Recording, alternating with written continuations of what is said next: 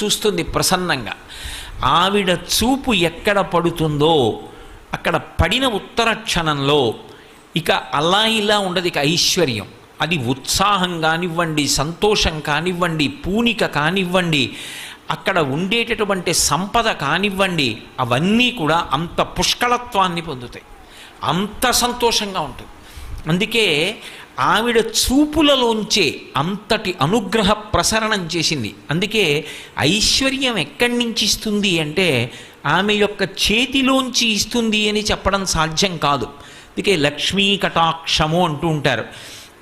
ఆవిడ చూపు పడితే చాలు, ఒక్కసారి అలా ప్రసన్నంగా చూసిందా ఇక అక్కడ ఎంత ఐశ్వర్యం ఏర్పడుతుంది అనేటటువంటి దాని గురించి చెప్పడం ఎవరికీ సాధ్యం కాదు. అయితే మీరు ఒక్క విషయం జ్ఞాపకం పెట్టుకోవాలి. నేను ఐశ్వర్యము ఐశ్వర్యము ఐశ్వర్యము అన్న మాట వాడుతున్నప్పుడు కేవలము నేను సంపద గురించి